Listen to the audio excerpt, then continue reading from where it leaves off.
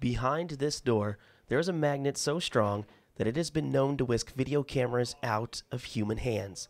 But Lawrence Memorial Hospital MRI supervisor Brian Bradfield says that the magnet cannot function without the cooling properties of liquid helium. If the scanner gets too hot and there's not enough helium in it, it'll quench, which releases what existing helium is in there, and because it just gets too hot and it just starts to boil. It takes approximately 750 liters of helium to produce 1 liter of liquid helium. To make matters worse, helium is found exclusively in natural gas deposits. Helium is formed through radioactive decay that generates minute volumes.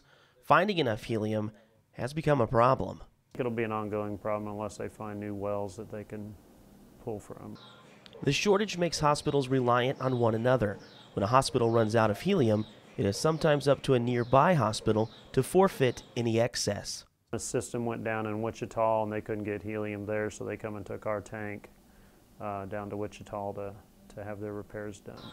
Bradfield says the goal is to keep the machine above 65% helium, but with the shortage, the hospital has to sometimes make do. We were down to like 40-some%, and we could only get enough helium to get it to about 65%. We sat at that level for, probably 6 months before the helium shortage allowed us to get more helium in.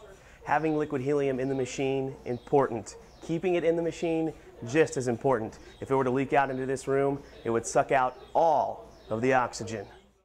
Machines that don't use liquid helium are available, but aren't nearly as strong. Most of the scanners that are not superconductors that don't use helium are 1.2 Tesla down to 0.3 Tesla. Common MRI machines range from 1.5 to 3 Tesla, a measurement that describes magnetic flux density. Many diseases can be evaluated with an MRI machine. The examination can monitor treatment of tumors, heart problems, and blockages. The machine is also useful in detecting damage done to the brain over a period of time. There's some question with long-term changes, like the NFL players have had multiple concussions, then when they're 50 years old they're starting to get dementia. Now things like that would show up on MRI.